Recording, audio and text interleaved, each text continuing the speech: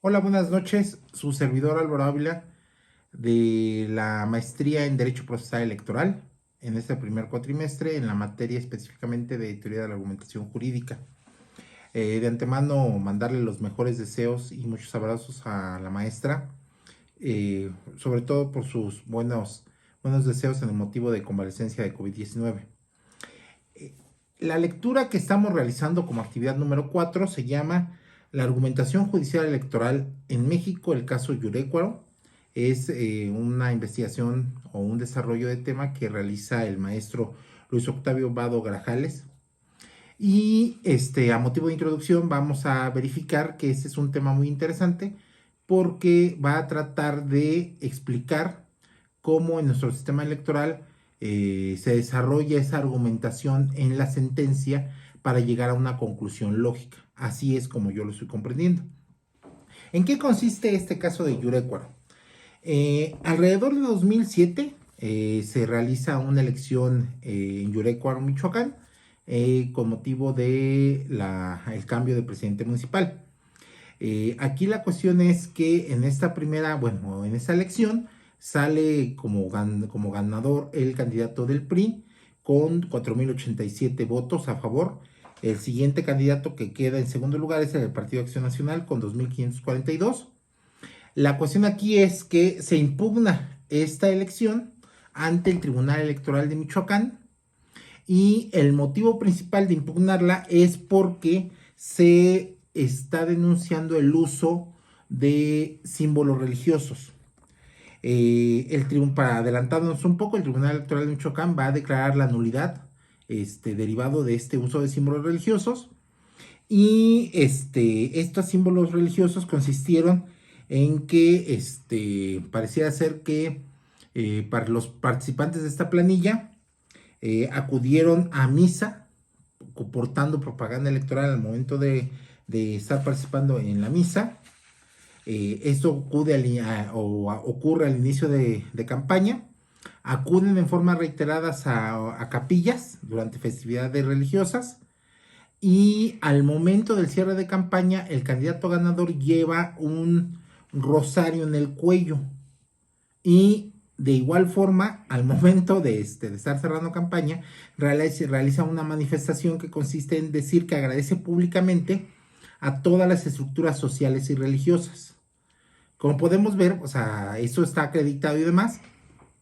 Cuando se hace la denuncia ante el Tribunal Electoral de Michoacán, el tribunal local realiza su análisis conforme al artículo 35, fracción 19 de su código electoral. En ese momento, que estamos hablando de 2007, en donde existe la prohibición expresa de usar símbolos religiosos y expresiones, alusiones o fundamentaciones de carácter o de dicho carácter en la propaganda electoral. Conforme a eso es que se decreta la nulidad. ¿Qué es lo que va a pasar aquí?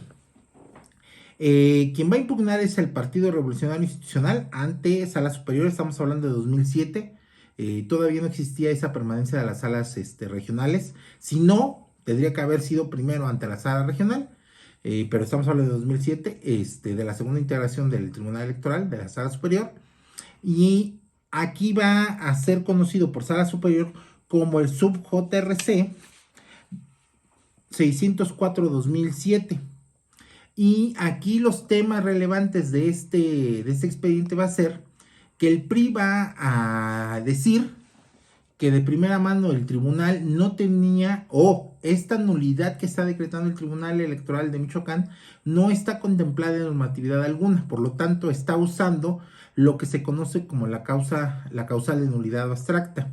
Y como segundo, es que relativamente, pues esta, podríamos decir, si se decretara la violación o el uso de de esos símbolos religiosos, se tenía que haber llevado un procedimiento administrativo sancionador, el cual, dentro de sus sanciones, que son amonestación pública, multa, reducción de financiamiento, no contempla la unidad de la elección. Eso los podemos identificar como los principales argumentos, ¿no? ¿Qué es lo que va a suceder aquí? Como recordamos, es el JRC 604-2007. adelantándonos también un poco, va a ser resuelto por unanimidad, es decir, las magistraturas de sala superior en ese momento van a confirmar la sentencia del Tribunal Electoral de Michoacán, y lo que nos van a decir es que en primera instancia, en el tema de la causal abstracta de nulidad, y es aquí donde el maestro Vado hace su análisis, es este sentido. Esta causal de abstracta de nulidad es la que mencioné, bueno, relativamente no tiene una causal expresa, sino que hay ciertos principios en el desarrollo del proceso electoral que tienen que ser verificados. Entonces, si esos principios, que serían el sufragio universal, libre y secreto, la organización de las elecciones a través de un organismo público y autónomo, certeza, legalidad, independencia, imparcialidad, objetividad, que haya condiciones de equidad para el acceso de los partidos a los medios de comunicación, el control de la constitucionalidad y legalidad de los actos o resoluciones electorales, así como el tema del financiamiento, o sea, que haya también equidad en este financiamiento. Hay una jurisprudencia, o había una jurisprudencia en ese momento que se llamaba nulidad de elección causal abstracta, y nos decía que si detectábamos que no se podía tener satisfecho a cabalidad alguno de estos elementos, se tenía que decretar ese acto como nulo. Entonces, también la cuestión aquí es que la causal de nulidad abstracta daba una amplitud de margen, o sea, lo podemos entender de esta forma, que en su caso la magistratura, al no encontrar una causal expresa, estaba legislando. He ahí el tema de, podríamos entenderlo, de subjetividad respecto a esta causal, y lo que les brinca a muchos. Perdón, cabe destacar que en 2007, en este año que estamos hablando del caso Yurecuaro, se realiza una reforma en donde expresamente se dice que las salas superiores y salas regionales solamente podrían decretar la nulidad, pero conforme a causales expresas. Este va a ser un tema relevante porque va a permear también en esa sentencia, en ese JRC, porque se va a entender que esa es una prohibición expresa, pero para lo federal, no para lo local. Entonces, que el Tribunal Electoral de Michoacán podía relativamente argumentar en ese sentido y poder, pues poco a poco decretar esta nulidad. ¿Qué es lo que va a suceder aquí en este ejemplo, no? De primera mano, lo que hace el maestro Vado es decirnos que se puede analizar la argumentación que realiza Sala Superior para poder llegar a la conclusión. Identifica dos tipos de argumentos, o dos, podríamos decir, grandes ejes de argumentación, que el primero sería el sistémico, es decir, que la argumentación va a girar en torno al propio sistema que está diseñado en la Constitución. Y el otro tipo de argumentación es el de tipo histórico, que es un análisis a través de los antecedentes que se está llevando para poder determinar que esa prohibición ya existía. En cuanto al tipo sistémico, nos va a decir que la propia Constitución establece un sistema de valores en beneficio de nuestra sociedad, y dentro de todo eso reconocemos una separación iglesia-estado. Por lo tanto, pues entendemos que hay elementos o hay organismos que tienen prohibiciones expresas. La iglesia, los ministros de culto, no pueden realizar propaganda electoral, o sea, no pueden decir expresamente a quién apoyan, porque se entiende que son personajes o factores que influyen en demasía en la sociedad. Por lo tanto, existe esa prohibición como tal expresa dentro de nuestro propio sistema. El maestro Vado, al realizar este análisis, nos dice que el argumento lo podríamos ir entendiendo de esta forma. Nos dice que la premisa 1 es que la Constitución establece un sistema de valores mediante directivas y normas. La premisa 2 sería que las elecciones deben ser libres, auténticas y periódicas. La premisa 3 es que las iglesias no pueden participar en procesos electorales ni de forma directa ni indirecta, y por lo tanto llegamos a una primera conclusión, que sería el argumento principal, que es que un elemento de las elecciones libres, auténticas y periódicas es la no participación de iglesia alguna en ellas. Entonces tenemos primero que encontramos esta vinculación en forma genérica a la iglesia, pero todavía no hemos, y es lo que nos explica el maestro Vado, o sea, es cómo vamos a ir partiendo de lo general a ir poco a poco vinculando en este segundo caso, al partido político, en el cual nos dice, o sea, a ver, entendemos que así como no se puede, los ministros o las iglesias no pueden participar, tampoco los partidos políticos deberían usar ese tipo de símbolos o demás para allegarse adeptos, ¿no? Y pues, se entiende que al final, si yo estoy usando este tipo de símbolos religiosos, es con la finalidad de, pues, de mover la fe de un pueblo, ¿no?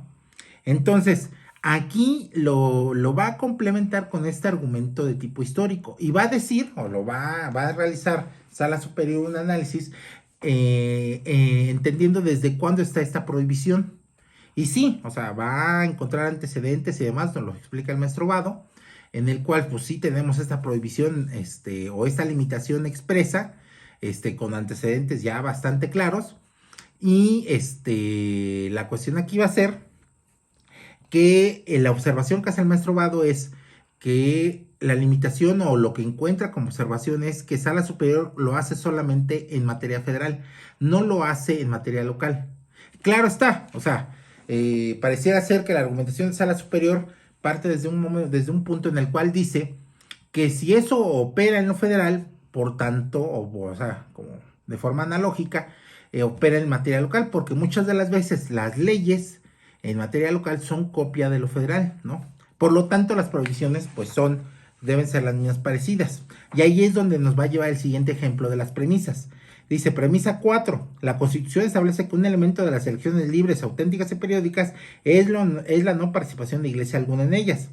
Premisa 5, de la misma Constitución se desprende que los partidos no pueden beneficiarse del uso de símbolos religiosos en las campañas.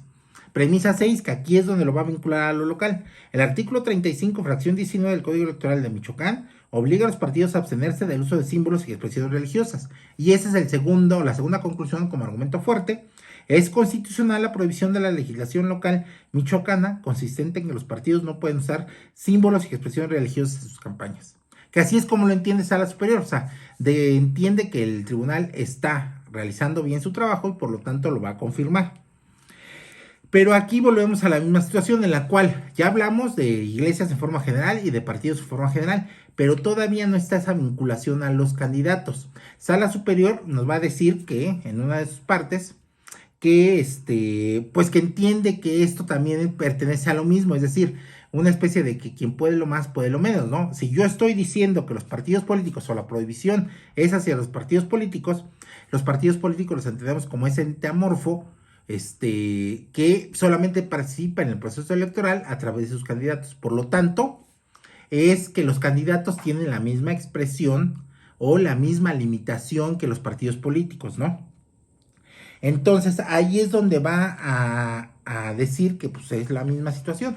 Los partidos políticos y sus candidatos deben de limitar o no deben de usar ese tipo de símbolos o de expresiones. Y ahí es donde llegan a las siguientes premisas. Premisa 7. Es constitucional la prohibición de la legislación local consistente en que los partidos no pueden usar símbolos y expresiones religiosas en sus campañas. Premisa 8. La prohibición de utilizar símbolos y expresiones religiosas en campañas se extiende también a los candidatos. Ahí es donde va a vincularlo y se entiende que es pues, un hecho acreditado que el candidato ganador usó símbolos y expresiones religiosas y por lo tanto, como conclusión, nos va a decir que el candidato ganador incurrió en una conducta prohibida.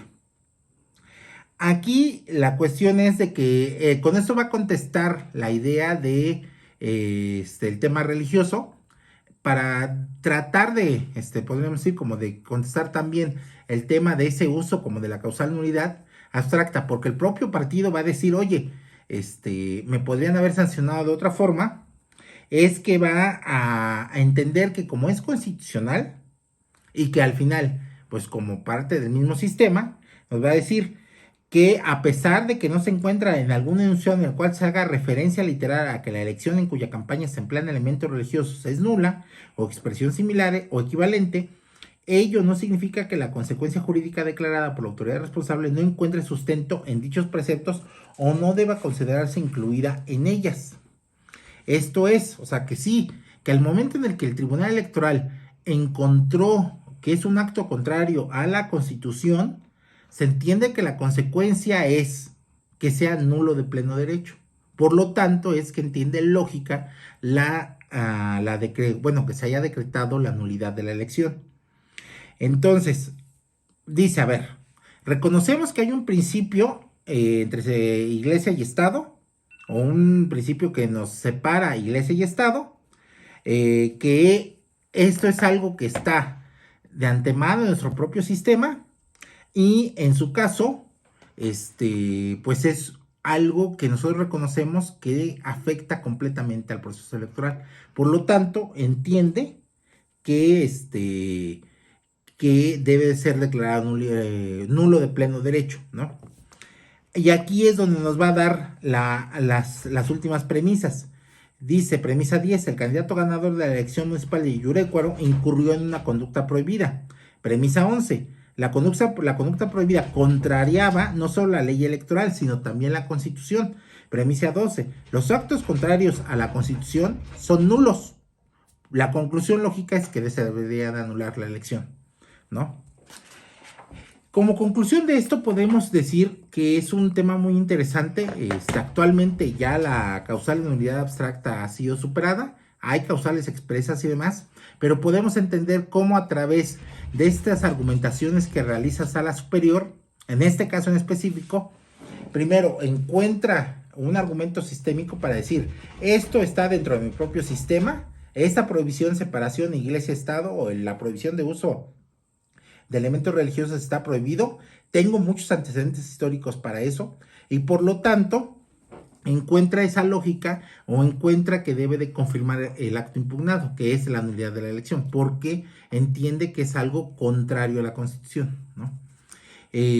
Como lo podemos entender, al final Sala Superior, pues sí, como lo dice el propio maestro Vado, o sea, cree y es entendible que hay argumentos que se podrían reforzar, pero de primera mano, pues también depende, yo así lo entiendo, depende mucho también de aquel que está argumentando.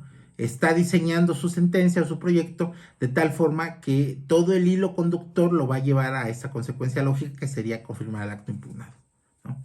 Muchísimas gracias.